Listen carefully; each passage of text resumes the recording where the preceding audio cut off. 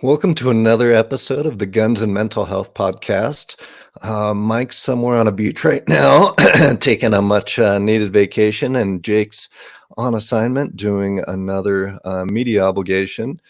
So we took this opportunity to do another interview with me and interview our last team member of the kind of clinical podcast team, Brandon. Brandon, I'll turn it over to you to give whatever kind of introduction you want. Sure. No, my name is Brandon Covey, licensed professional counselor in the state of Ohio. I've been practicing for about 2 years now. Mainly, my specialties are with treating depression and anxiety. Obviously helping people, get through really difficult life circumstances, finding, meaning and purpose through those.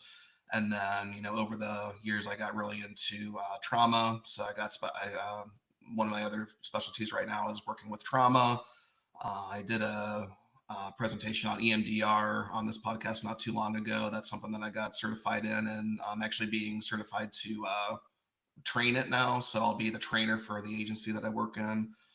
So that's pretty much it. That's me, and that's what I do for work. And then outside of that, I'm a musician. I'm a bass player. I've been doing that for 20 years now, a little over 20 years now. So kind of my side job is I do some freelance music. And from that I just do like churches, musicals, weddings, playing a couple bands, just kind of do things like that. And then obviously avid shooter, love shooting. Been into firearms for a few years now. So that's pretty much me in a nutshell. Took a long time to address the chat and say good morning. So Guns and Mental Health Podcast, which interest came first? Was it the mental health and exploring that profession, or was firearms first? Mental health was first. So I, kind of have a pretty in-depth background with mental health. I've always struggled with anxiety. It started very young. I want to say I was probably in the, probably 8 or 9 or so when I really started to have anxiety. It started off with kind of separation anxiety. I was like, afraid to be alone, afraid to be away from my parents. I'd be at school and just, kind of get really like panicky and wouldn't really know why. From there, I started to see, some different counselors and specialists. And, as I aged, it progressed in a lot of different ways. Like it started off with separation anxiety, and then it turned into more, just anxiety being around people and more social anxiety. Um, so essentially, because I had seen so many counselors, this is the short version, because I had seen so many counselors, when it came time to go to college, I was wondering, should I, I had two main passions, mental health and music. And I was trying to figure out which one of these do I want to pursue. Both of them are pretty difficult to pursue professionally. For music, if you really want to do anything in music, you have to go the music education route. And with that, it's a lot of like, teaching concert band and marching band and stuff like that, which I really wasn't into. To do the stuff that I really wanted to do, I would have had to go on and get a PhD in music. And then with mental health, I was thinking about going into psychology. And though I'm not a psychologist, things change a little bit. You have to get a PhD for that as well. So I was kind of thinking, which one of these do I really want to pursue? Because both of them is going to take a lot of time. And I ended up going with music. So I did music for a while, or I did went to school for music, and then pretty much I graduated. Just I saw how competitive the field was. I thought it would be kind of a waste of money to pursue a master's and PhD, and I thought I could take a year off to just kind of like reassess what's going on. Like the good thing is that just because you have a bachelor's degree in a different field, usually you can jump straight into a master's of a different field. So I knew I had that going for me. So I just figured I'd take a year off. That year turned into 11 years. I was working at a sales marketing job. And they were really great to me. I learned a lot. I had several promotions, and things were going really well there. But it just I kind of felt like I wasn't doing what I was called to do. I felt like I kind of failed the music route. And then I just kind of every day I went to work, and I was getting all these accolades. People were telling me, you're doing such a good job. I was getting these promotions, but I wasn't helping anyone. Like no one was really getting touched by what I was doing.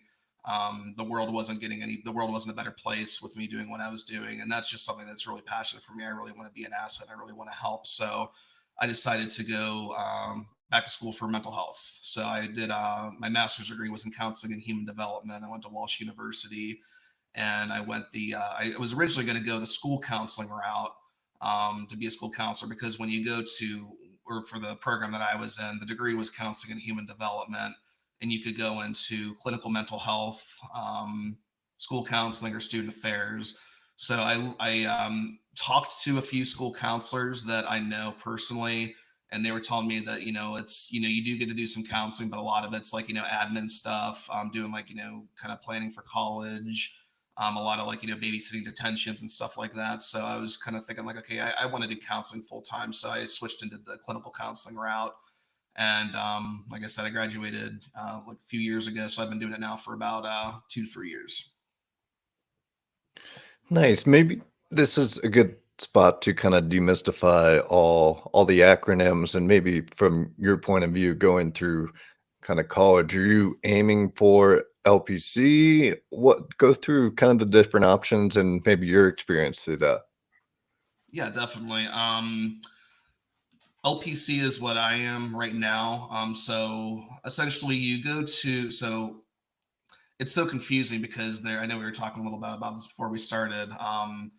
There are so many different routes you can go, so many acronyms, and then it gets more confusing when you throw like the different states in the mix, because like you have different acronyms for different states. But I can speak for Ohio. What I do is I'm an LPC, which is a licensed professional counselor. So essentially, in order to get that, you need to go to grad school by a KCREP accredited university, which Walsh was, and then you need to take a state licensure test. After that, you're awarded your LPC. And then after you get your LPC, my next step is that I had to work for 2 years, which I just hit those 2 years. I got all my hours. You need, for me, it's 150, but you need X amount of supervision hours, which I also have. Once you get those, you take your test for your independent licensure, which for me, I would be an LPCC. So LPC is licensed professional counselor, LPCC is licensed professional clinical counselor. And then the next step for me after I get my LPCC, after I take my test, which I'm still kind of fighting with the board scheduling, which is a whole rant for another day. But after that, I'll get my S, which is a supervisor title, which you just have to wait for a year. So that's the route that I'm taking. Some other routes, just briefly, social workers. That's LSW, which is a licensed social worker. For an independent, it's LISW, which is licensed independent social worker. And then you've got MFT, which are marriage and family therapists. So, and they're all, they all pretty much are essentially the same thing. You have different,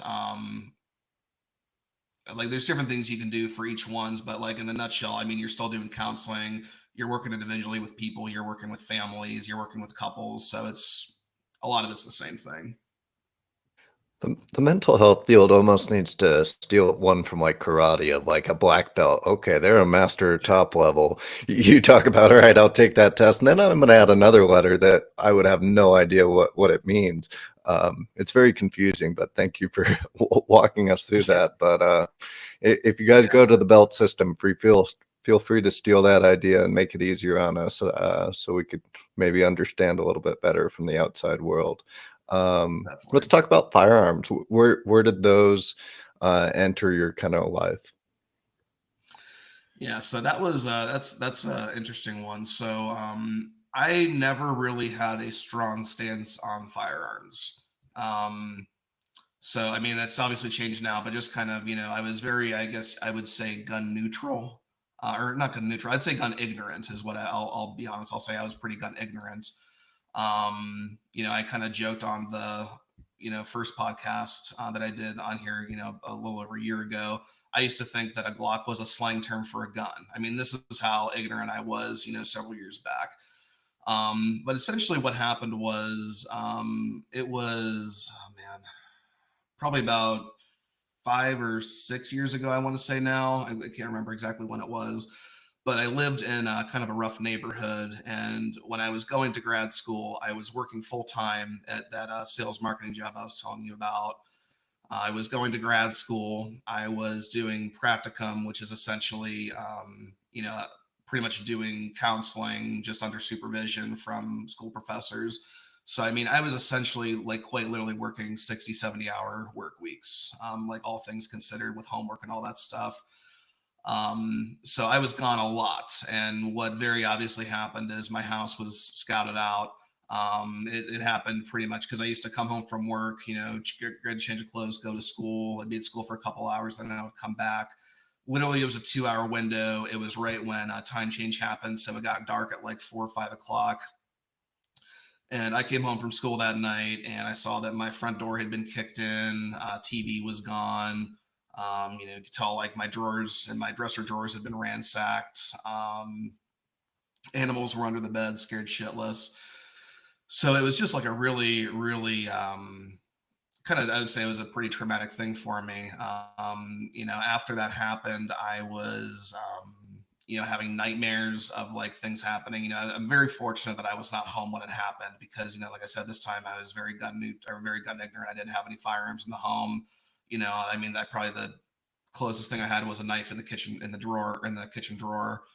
But I was having these just really crazy nightmares. My who is now my wife, she wasn't living with me at the time, but I'm thinking like, what if she was there alone? What if it was in the middle of the night and we were both in bed together and somebody came in? I mean, just I was having all these crazy nightmares of all these crazy scenarios.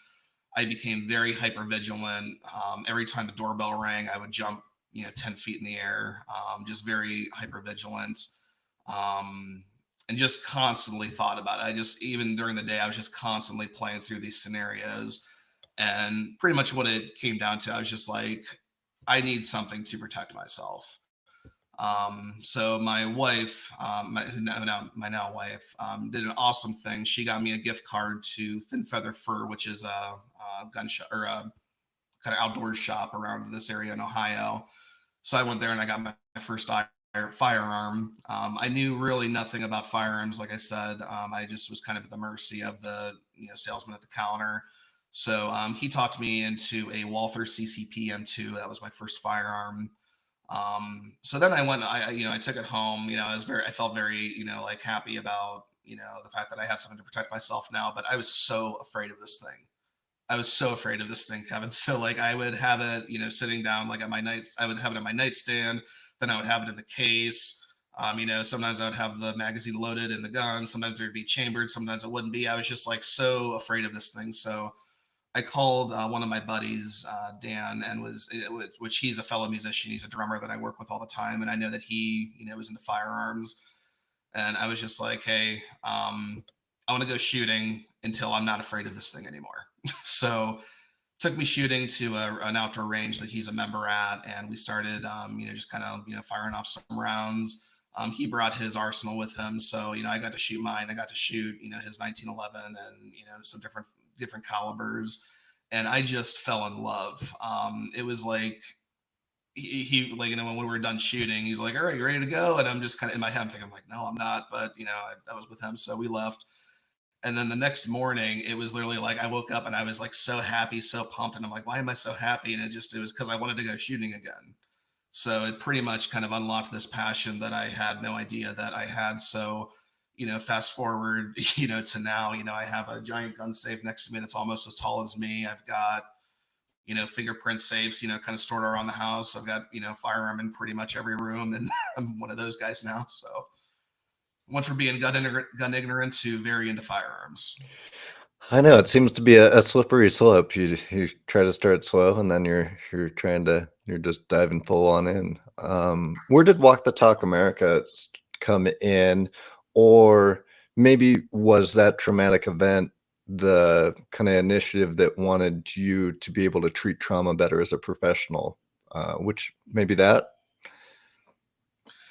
Yeah, I'd say the trauma thing came a little bit later. We can get into that. I think, where What the Talk came in. So when I was really getting into firearms, it became, kind of like an obsession. I was watching, a bunch of different, YouTube videos. I was watching like, like how to like, stage for a home defense situation. And I was watching a lot of videos like that. I was watching a lot of like, how do you take different guns apart? How do you clean them? How do they work? Ammunition, like, the difference between hollow points and, full metal jackets. So just the real basic stuff. I was really just digesting and just trying to get as much information and be as knowledgeable as I possibly could. While I was doing that, I stumbled across Colion Noir, who's is one of our board members. So I got really into watching his videos. I really liked the his approach and the way he shared different messages. And it really was kind of what opened me up to like it was like I finally have something that's keeping me safe. And then again you have all these gun regulations and politicians that are trying to take them away from you, and that really kind of like got me into that whole side of things. So I watched a lot of Colion Noir videos about 2A advocacy. And I was wondering to myself, like, one day on my way to work, I was like, I wonder if he has a podcast. So I pulled up my Spotify, typed Colion Noir, and the first thing that comes up was Colion Noir Guns and Mental Health Podcast. And I was like, guns, mental health, this seems right up Colion Noir. This seems right up my alley. So I listened to that podcast on the way to work. And as it was going, as the podcast, like, was going, I was listening to Mike and Jake, and I was just like, okay, like Jake, this guy, Jake, he's a therapist. This guy, Mike, sounds like a really cool guy, really into firearms, really interested in the mental health side of things. And I was just like, I need to learn more about this organization. So I got to work. I was very fortunate. My 8 a.m. that morning canceled. So I hopped on my computer and I went to the WTTA website. And I think I literally in that hour break I had at work, I read the entire website and was just blown away. I was like, I can't believe this is a thing.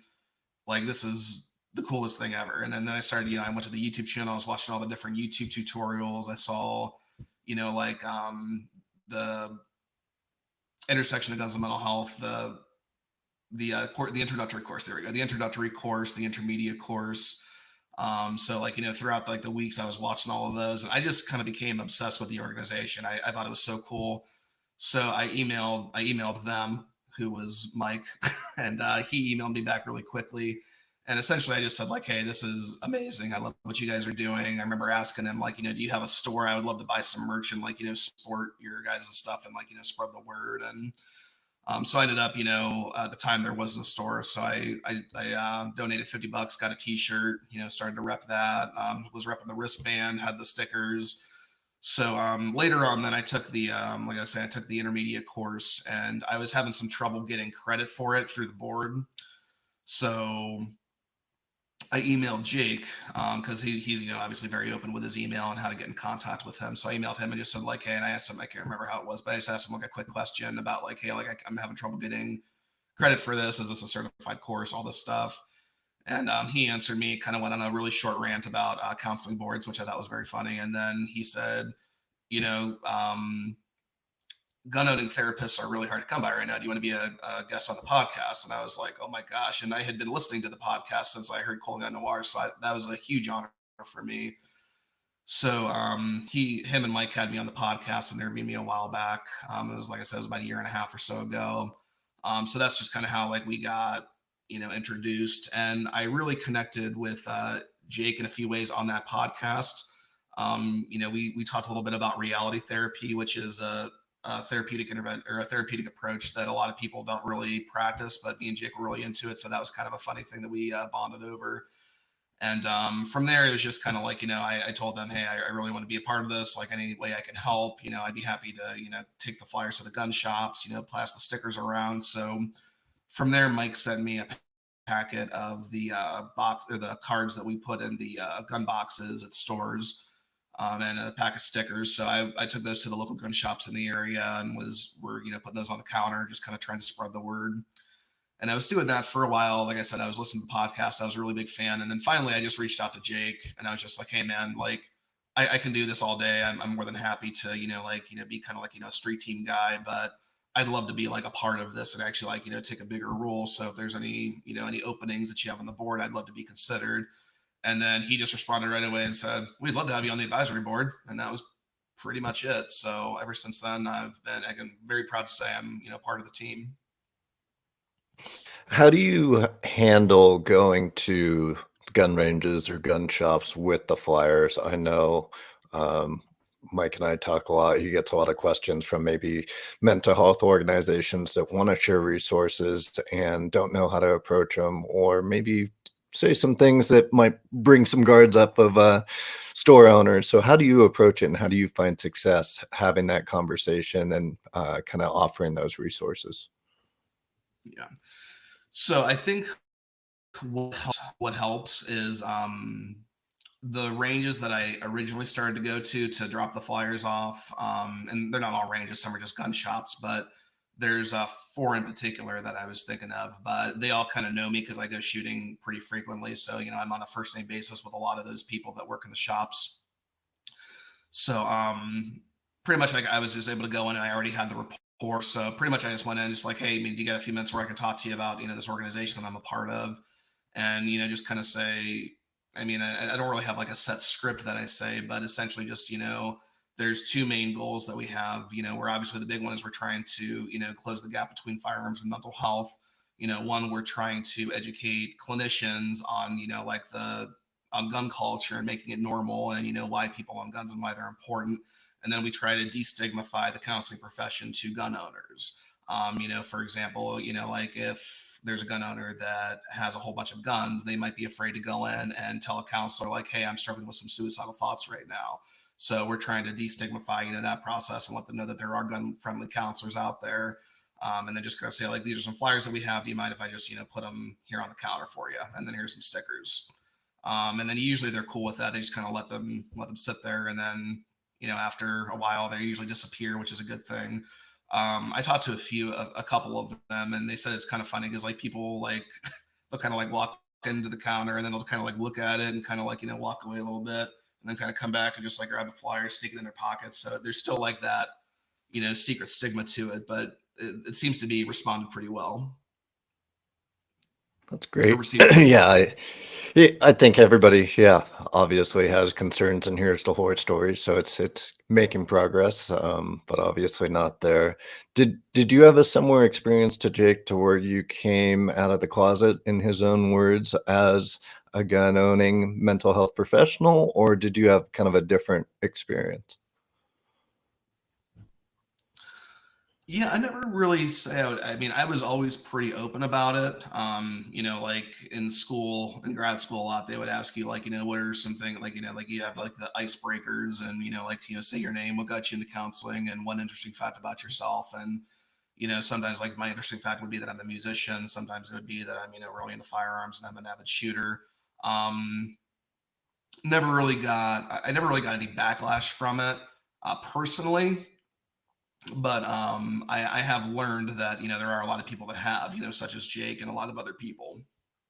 So I guess to answer your question, I never felt like I needed to come out. I've always just kind of been out of the closet in that regard. But I fortunately didn't have like a lot of like the negative experiences that a lot of other people did. I will Yeah, say that Oh, sorry. I will say that go.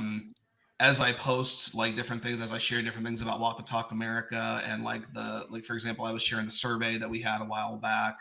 I share the introductory and the intermediate course every once in a while. I shared the interview that I did initially. Some of the interviews that we've done. The clinician interviews, and I will say I get a lot of there's never comments on the actual posts that are public. It's always a direct message, but there's a lot of people that I went to grad school with, and a lot of people in the profession that'll reach out to me like, hey, this is really cool, I learned a lot from this, appreciate what you're doing. So you can definitely tell that people are afraid to come out with it.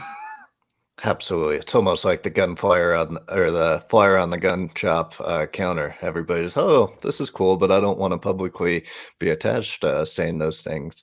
Um, I feel kind of the same way with marketing. Of a lot of people have very negative reaction because all they see in the media is negative things about the gun community. So I'm not as vocal with on those platforms about maybe For my sure. involvement, but every once in a while I will, and I'll get a few DMs. Oh, that's interesting. I didn't think of it that way. Thanks for bringing it to my attention, or stuff like that. But it's interesting how outside of maybe the gun 2A community, it's still very taboo and unknown. Let's dive into your interest in trauma. Where you said it didn't begin after the break-in. Where did that kind of start? It it kind of started. It was kind of a surprise. So with EMDR training, that's I won't get too into that because we did a whole episode on that a while back. But it's a very intense trauma treatment that is very well renowned and has a lot of research, like proving how effective it is. Typically, it's very expensive to get trained in that. There's a class that you have to take, which can be, like several $1,000s. And then after that, you have to be supervised for a certain amount of hours.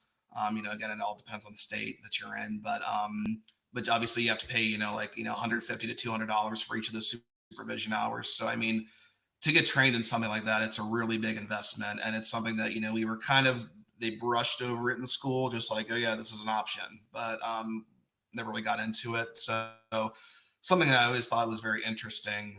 But at our agency that I work at, the director of the Canton location, she is certified to train EMDR, and she pretty much taught the employees for free. So we got that initial class without having to pay anything. She's also a supervisor, so she was able to supervise us. So she held monthly group supervision. Those were also free. So pretty much I got the class and the supervision, or the training class and the supervision, all for free. So that saved me several $1,000s. The only thing I had to pay was like $200 for my last hour of supervision to the person that actually certifies us. And that's pretty much, it was just kind of like, me going over some of my cases with her and, answering, essentially making sure that I'm competent in what I'm doing. So from there, I got certified in that whole process for $200, which is a huge win. So from there, after learning about EMDR and learning about the different things that you can actually do with it, I started to think to myself, okay, there's a lot of clients I have right now that were kind of stuck. We've done a lot of processing. We've done a lot of talking. I've done just about all the validation I can do at this point. We did all the coping skills, we got the symptoms, but they're still just not where they need to be.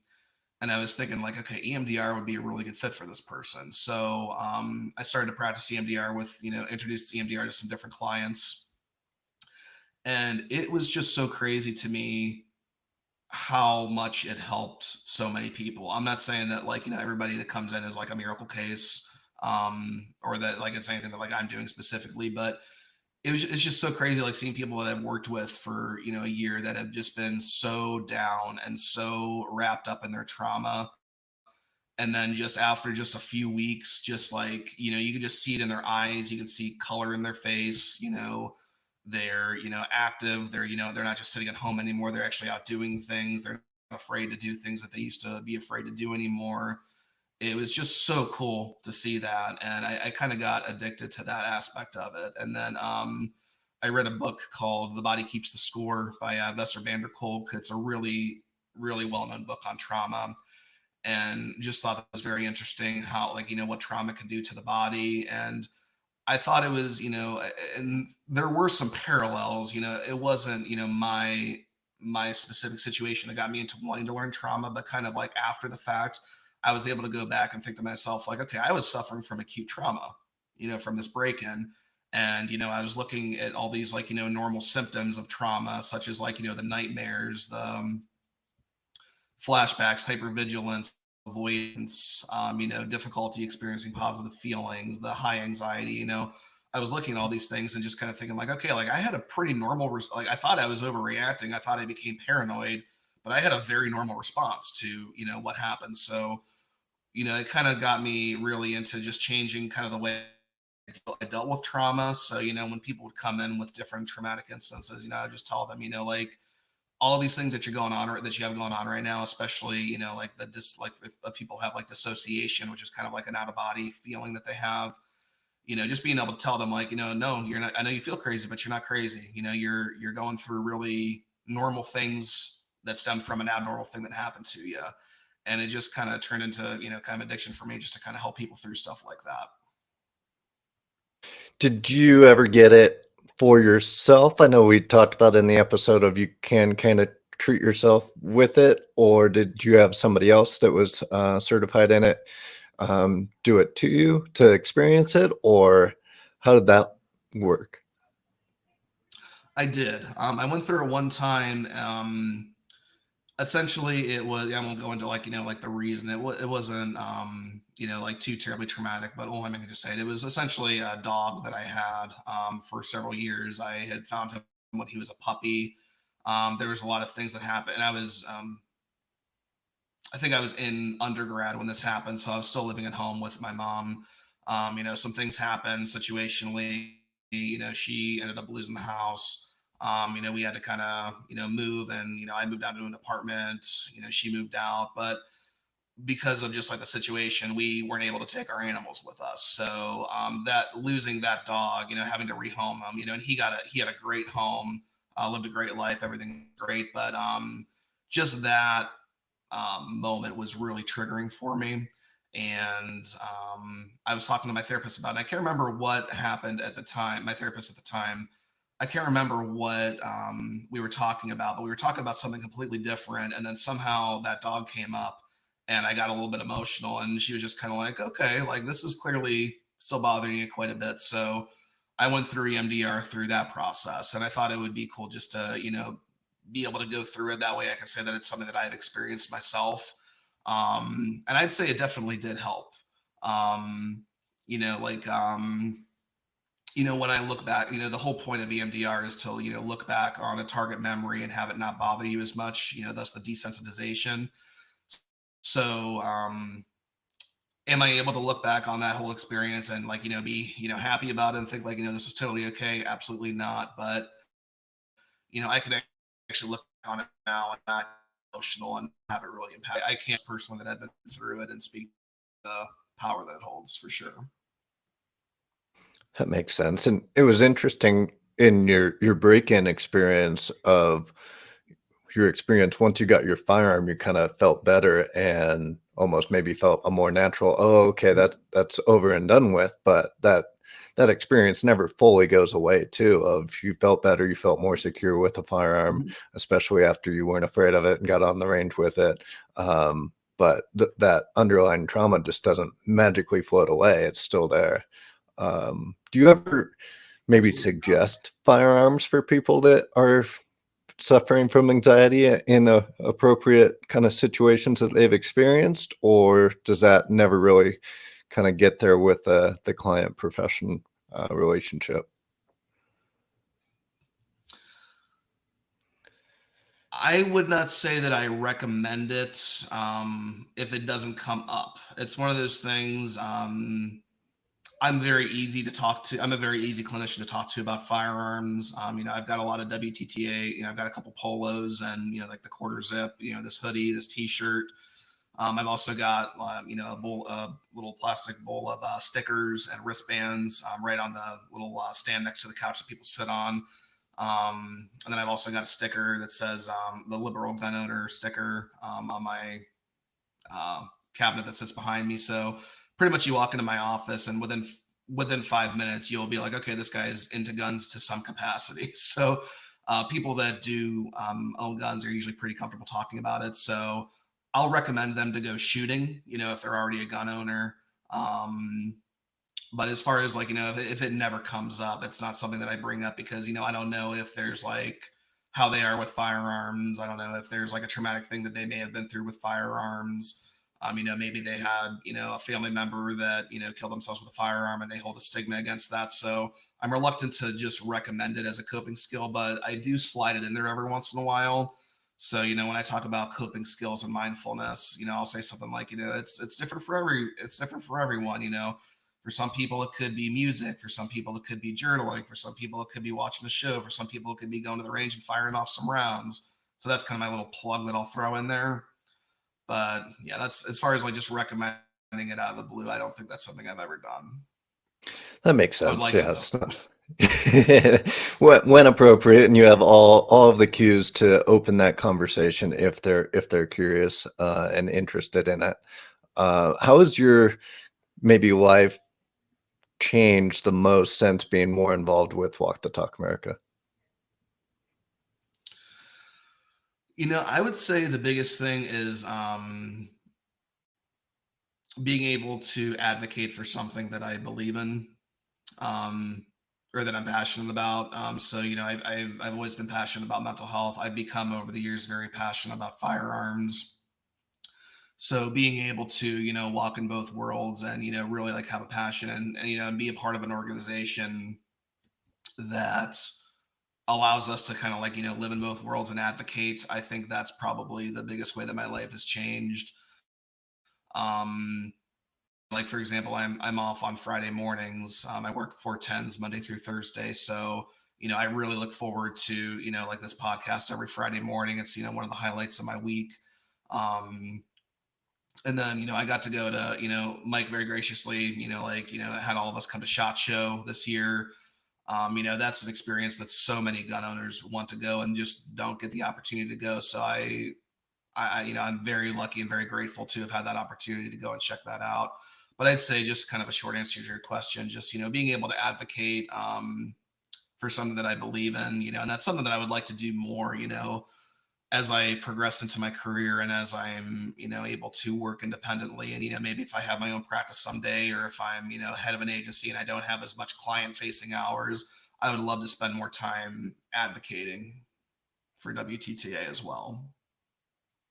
How was SHOT Show for those that haven't been? I know I was supposed to go 2 years ago and had to cancel right at the airport with, I got iritis, which is apparently the inflammation of the iris, which kinda knocked me out, for that trip, unfortunately. But for those that haven't made it, what was your experience like? It was big. It was very, very big. Jake had warned us all, like wear good walking shoes, like don't trust Google Maps. Vegas is a huge city. You're going to be doing so much walking. And, even though I did take all of his advice and I prepped and I brought good walking shoes, I was not prepared for all of the walking. So, but no, it was really cool. We got to meet a lot of really cool people. I got to meet Ghost Tack, who I know is very involved in our chat here a lot and does his own podcast. That's really cool. Clover Tack. And then they had us on guests on their podcast at SHOT Show, which I thought was really cool. And that was kind of another cool thing. It's, me just, being gun ignorant for so long. And then to be able to be a guest on a podcast with Ghost Tech and Clover Tech was like, holy shit, this is crazy. Um, but yeah, and then just getting to see all of the manufacturers, I walked around with Eddie quite a bit. Eddie was really cool. So because I'm more, involved in the mental health side of things, I'm not really, too involved in the firearm side of things, shooting or working in the field professionally and things like that. Eddie was really cool and took me around, introduced me to a lot of like his sponsors and a lot of different people in the industry. Mike and Jake introduced me to a lot of people. So yeah, I got to meet a lot of really, really cool people and just see a lot of really cool things and just saw how massive it was. I hope I get to go back at some point. It was just to kind of like, having gone there now and having like, learned from a lot of different experiences, there's a lot of things I'd probably do differently next time and different things I'd want to see. So definitely want to go back. But yeah, it was a huge experience. I'm very grateful. Even if I never get to go back, I'll be very grateful for that one time I got to go. Eddie put DB on the spot, the last time we did this with a good question, so I'm gonna put you on the spot too. Who is the best, shooting we'll say not black powder. We all know Eddie's gonna probably take the gold on that one, but, all the mental health professionals involved in WTTA, who would you rank as the best and, list in the order to the least worst shooter? Just kidding. Oh man, put me on the spot. I would say, let's see. So I would say, so Eddie is a competition shooter and he's going to be representing Team America in Italy. So I'm thinking he'd be number one. I know that I do a lot of shooting. I go to the range a lot. I've taken a few training classes like defensive handgun handling and things like that. But I know the DB does a lot more of that. Like I know he does a lot of training. I know he also, served in he was in the service for a little bit. So I'm sure he's got a lot of training there. So I'm going to put him second. I don't know how much Jake shoots. So I know that he's, kind of like me. I know he's into firearms. I know he goes to like, Reno Guns and Ranges a lot. So I would imagine him and I are probably, I would say we're neck and neck, I would say. Tied for Yeah. third. Next time you're in Reno, we'll figure it out. There we go. Put it to the test. Uh, I think he would like to shoot more, but yeah, with the younger family, maybe he doesn't get to the range as often. DB says he approves this message, saying he likes your order. Safe going with Eddie in first and putting yourself behind DB. So he's happy with your answer. How do you stay mentally healthy as a clinician that has to deal with so many people facing a lot of challenges and tough conversations as your profession? That's a really good question. I'd say the biggest thing is I have, you got to have a sense of humor in this field. It's, one of those things that, you got to be able to laugh and be able to, kind of turn things off and, laugh when you're, not obviously in an office with a client. I'd say just like, being able to collaborate with different therapists. I talked to, I have a great supervisor. Her name's Adrienne. Really like working with her.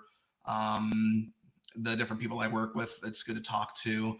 I will say the WTTA clinicians have been great. We have a very, very active group chat with me, Jake, Eddie, and DB. So, I mean, sometimes it's, serious stuff, sometimes it's joking stuff, but, there's been times where, like I've asked questions, Eddie's asked questions, Jake or I feel like Eddie and I both, I don't want to speak for Eddie, but, I know I really look up to DB and Jake and, really kind of view them as mentors. So, just kind of being able to learn from them and pick their brains has been, really, really beneficial. Doing this podcast has been huge. Just I feel like I've learned so much, and I know I'm kind of getting off the topic of your question, but just want to give them all of them some praise there because I really appreciate being a part of this team. But so talking to people, essentially talking to other professionals, getting feedback, being open to criticism, just being able to acknowledge, maybe I'm not always doing things right. So I think that's really helpful. When my wife and I come home, so my wife is also a therapist. She's a social worker, LISW, in case anybody's wondering. So we'll kind of bounce some things off each other. We work at different agencies, so we can't really go into too much detail, but we can kind of give like, like, hey, I have this client that had this issue, do you have any recommendations? Or, hey, like, I talked to, like, for me, sometimes it'll be like, kind of going back to my dog, I'll have a client come in and they'll be like, sobbing and be like, I just had to put my dog down yesterday, or, my cat just got hit by a car or something like that. So, a lot of times, you can get triggered. So, being able to hold it together in session and just be able to talk about it with someone afterwards, I think is really, really powerful. So in the professional world, that's kind of how I, keep my wits about me. Other than that, like I said, I'm a musician. I write my own music. I've been playing for about 20 years. So that's something that really, really keeps me grounded. I mean, I can, grab my bass and, get my pedal board out and, get a loop and just, I can get lost for hours. That's really helpful for me. Going shooting. I think this is going to be, I won't like go too far into it because I think this is going to be one of our future episodes, but we're going to talk about this. But, one thing that we teach in the counseling profession for a coping skill is mindfulness, which is really being present in the moment and really just kind of tuning everything else and just kind of taking some time to give your brain a break. What better way than shooting to do that? You're focusing on, like the fundamentals, your hand positioning, your posture, the target, lining the sights up, follow through. I mean, you're very mindful when you're shooting. So that's something that really helps me a lot. And I think that's why I go so much, is just because it just kind of lets me forget about everything I have going on. But yeah, I'd say talking to professionals, picking their brains, shooting, and music. Those are the three things that I do to really kind of keep my wits about me. Yeah, you're definitely right. I don't know. Maybe the ear protection kind of helps in that mindfulness too, of kind of blocking other stuff out around you and just kind of focusing on what you're doing. But it is a nice kind of setting to get away and just kind of focus on something that you're enjoying and forgetting about everything else. Um, how as a mental health professional do you find the balance when someone brings up, oh, my dog, my cat, to where you're not a robot that shows no emotion, but also staying productive and being able to guide them through that? That's a good question, and I think that answer will differ depending on which therapist you ask.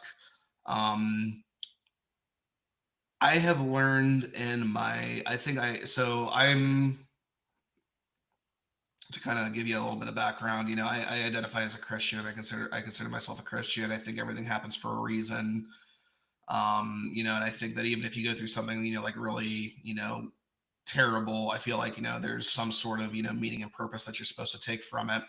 So kind of like I said, to kind of rewind, I went to, after I got out of school for music, I was working at this like sales marketing job for 11 years. And man, did I go through some stress at that job. There was one client we had that literally just drained me emotionally, like just drained me emotionally. Like I had no mental capacity. I worked on that client for about a year. One of those things, I mean, you could have all your goals hit, like all your metrics are there, but they would find that one thing and they would just stab you on it until like just you're like, okay, okay, I'll fix it. So I really learned in that job to just kind of turn work off when I get home. Um, and I think it helps that every job I've had, including that one, including the one I have now, I have, about like a 30 to 40-minute drive home. So on that drive, I learned to really just kind of turn things off. And I think that has translated into, working with clients. If something really big comes up, something really heavy comes up, it's a weird thing. It's not something I've always been able to do, but I'm able to just kind of turn it like, whatever I've got going on needs to go away right now. Like, you know, my traumatic experience aren't going to go anywhere. My past isn't going anywhere. My past is going to stay the same. All of my problems are going to be waiting for me right when I walk out this door at the end of the session. So I'm going to leave it out there and I'm going to focus on the client. And that's what they're paying us for. That's what they're there for. That's what we're there for, to help them through it. So it's kind of just kind of taking a stance and just saying, like, I'm here for this person right now. If I need to, seek therapy, if I need to talk to somebody after this hour, I can do that. But right now I'm here for this person. And then another thing I kind of do to tell myself, another thing that I tell myself, if I do feel myself getting triggered, because it's not like I just completely turn off my emotions. I don't think anybody can do that. But, as they start to kind of creep up, I'll be able to tell myself, like, okay, like, no matter how intense the session gets, no matter how crazy the stuff they tell me is going to be, no matter what happens, it's an hour, or technically, 53 minutes. So after 53 minutes, the session is going to be done. And that's kind of something that I'll do if I really start to feel it. That's kind of what I do to kind of tell myself, like, okay, like, you're going to be out of this in a little bit. And then my supervisor is really cool. If I need to, like, just kind of go in and say, like, hey, I need to, I know I got a client out there right now, I got to step out for 10 minutes. She's really cool about that. um but yeah, that's a really good question. But yeah, so I think just like, my past experience at work and like, managing stress has kind of taught me to kind of like, compartmentalize what I need to and just kind of rehash it when I need to. Yeah, it seems like a very fine line. Obviously, every professional is gonna kind of do what works best for them, but you can't be a robot because that's not gonna really build trust or rapport with your client. But then you can't totally break down, and then they're trying to make you feel better. That's not productive. So it seems tricky. Have you ever done any sessions in maybe non-traditional locations like Eddie on the range or DB? I know we talked about adventure therapy out in the wilderness in his episode that's coming out for listening audiences soon. Yeah, I have not. I would love to do some sessions at the range. I would do that in a heartbeat. But I think the most that I've done is, we're allowed to like take our clients on walks if the weather's nice. So the way our agency set up is we're in like a really big shopping plaza, and we're kind of back in a corner. So what we do, so there's we have like the entire back of the outlet center, and then right above that there's a teeny little hill, and then you're in a residential neighborhood. So a lot of times I'll just take clients on, if like the weather's nice, like we'll take clients on walks, just in like do like a walk and talk session. If somebody says like oh man, like I woke up late, I didn't go to the gym today, I'll be like, okay, cool, let's go take a walk, and we'll go walk around. But I can't say I've like done anything like super cool and taken anybody shooting or anything like that. But yeah, essentially it's just kind of like walk and talk therapy is like the only extent of that I've done. Do you find those to be more opening, or are they, in your experience, similar to kind of the sessions in the office?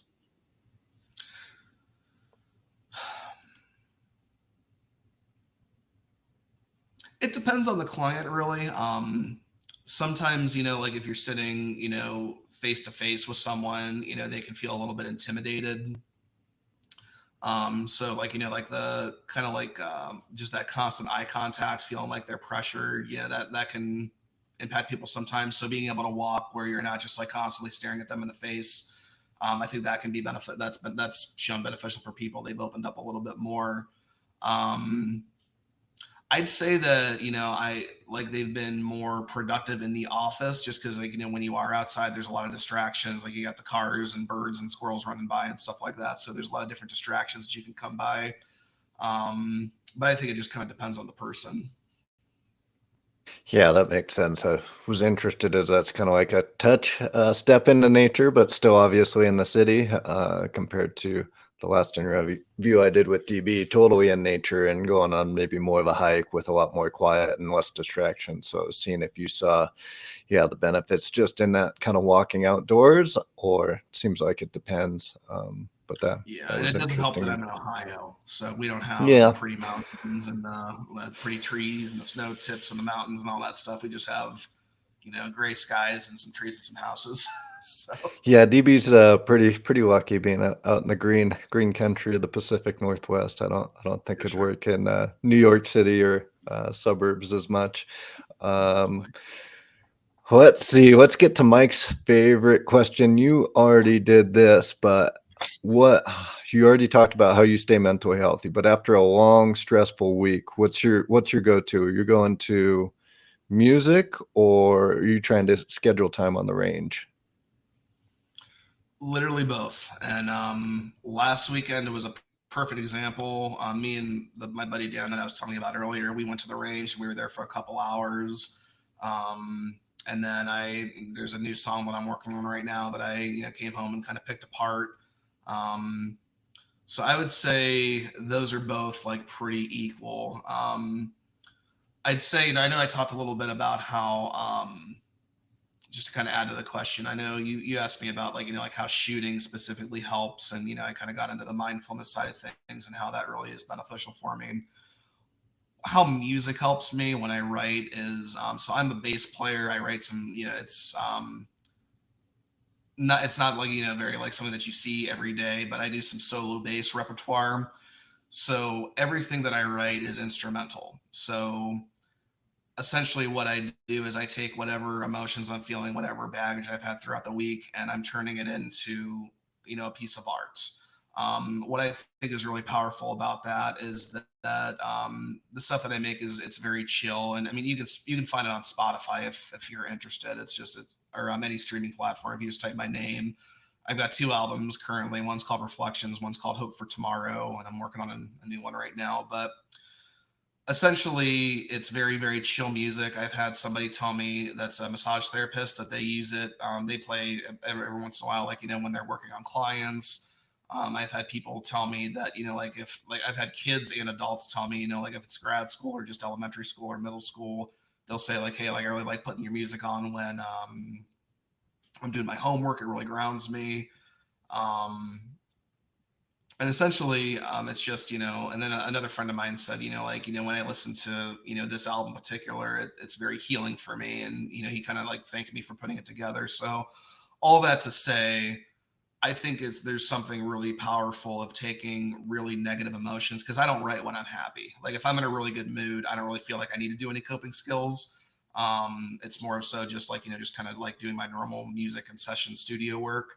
But so being able to take something when you're feeling like a really negative emotion, turn it into a piece of art, and then have other people, tell you like, "Hey, this really helped me."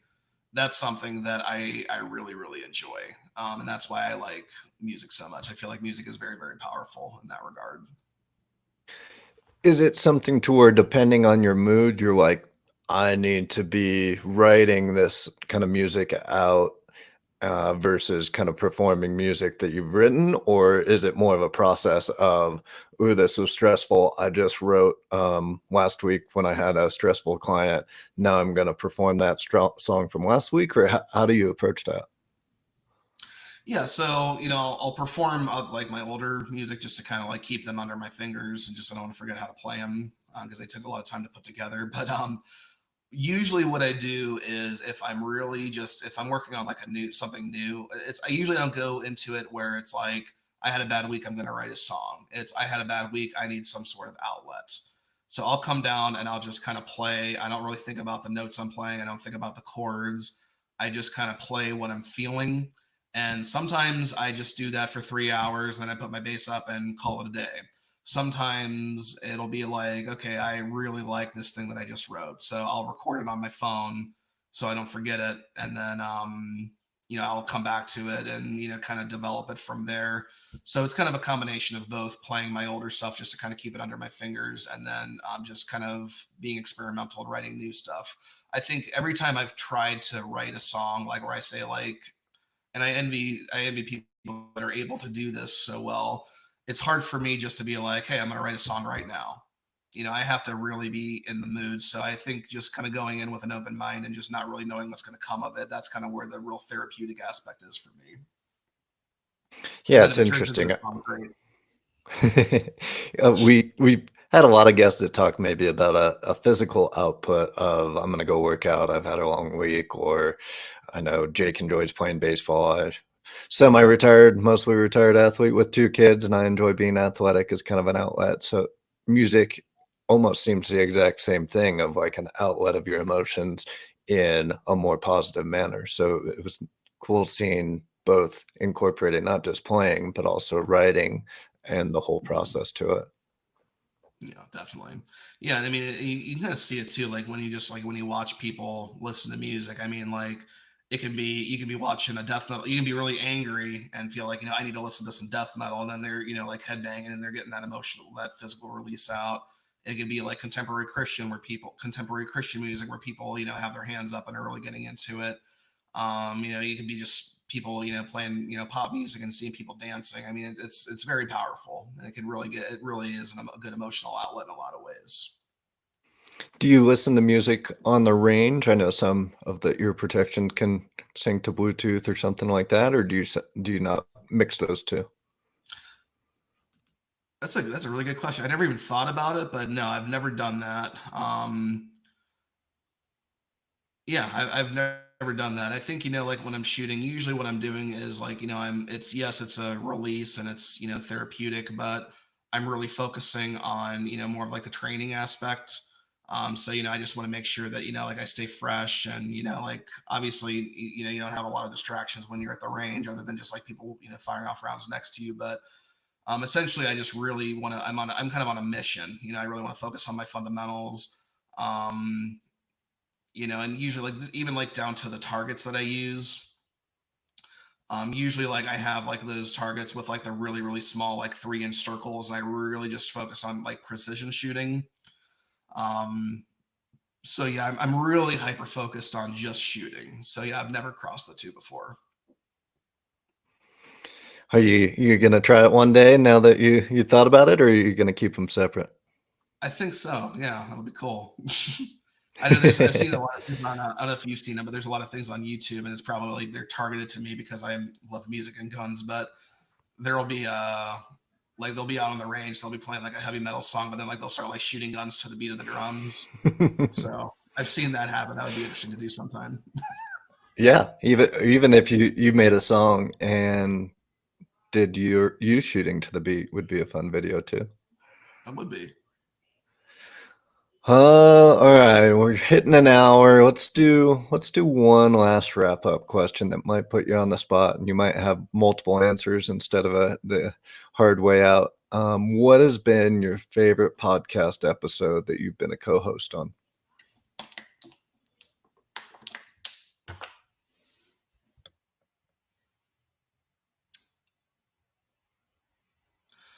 I would say, get ready to take a drink. Christian Conte. So yeah, I thought that was really good. Kind of like I said earlier.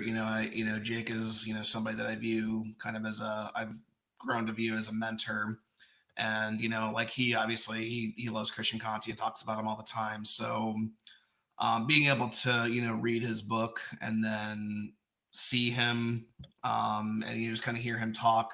That podcast, it was like I felt like it wasn't even a podcast. It was more of like a lesson, if that makes sense. Like I think me, Jake, Eddie, and DB, like we didn't really talk too much in that episode. I think I can remember maybe asking one question, and it was literally just like I was sitting here and just soaking in information, and I almost kind of like forgot that I was sitting on a podcast, like hosting a podcast. But I think that one was I'd say that was probably my favorite. I definitely learned a lot from him. I can see why Jake likes him so much. After reading his book, there's a lot of stuff that I stole from him that I, incorporate into my sessions. So, um, yeah, I'd say probably him. That's probably a safe answer. There's not too many people that are maybe a truly an expert or master in their field, but he's done something unique and created yield theory and can back kind of the talk up with answering quickly of when Mike was sharing that, and he's like, "Oh, maybe relook at this chapter and practice this, and that might help you." And you could just see just a wealth of information and a very elite mindset. So yeah, I can't blame you for that. That's definitely on the top of my list as well. Nice. But yeah, thanks for Well, joining and getting this. I have a wrap up. Did you have something? Go for it. yeah, if it was okay, I know it's my interview technically, but I'm gonna ask you. So I know you've sat on a lot more interviews than I have. So I'm same question for you. What would you say your favorite was? Um, yeah, I think Christian Conti, just to hear everybody interact with him. And like you said, he carried the conversation. He didn't really need any host on it at all, but it was just had everybody on their edge of their seat from the start to the end. And maybe that has to do with Jake and his kind of comfort level and knowledge of him and just getting right into it. As some people, you have to kind of work the chemistry out. And then you're like, oh, that last 5 or 10 or 20 minutes was amazing, but it took us a little bit to get there. But that one was great from the start. Everybody had kind of good questions. And yeah, if you're listening, check that one out, as I think everybody agrees that's one of the best episodes we've done in a while. Awesome.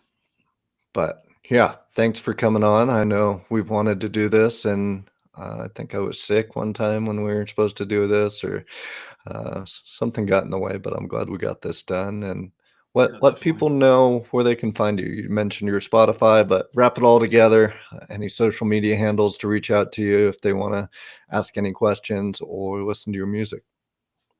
Yeah, for the music, any streaming platform, just type in my first and last name, Brandon Covey, it'll come up.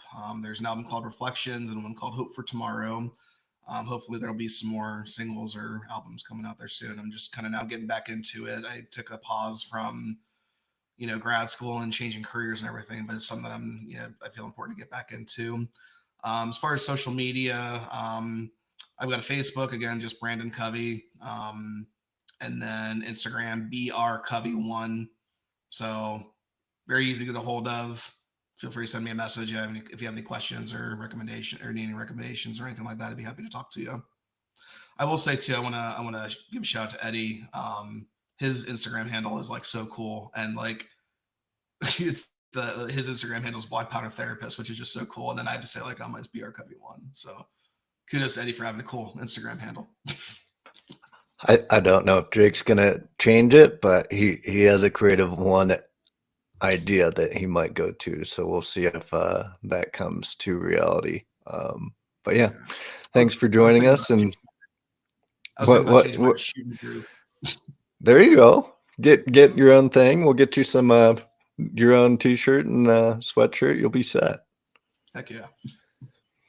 All right. Thanks for joining. Thanks for listening. And yeah, thanks to all the sponsors you've heard throughout this conversation that make these possible. And I'll steal Jake's line. We wish you all great mental wellness. Bye.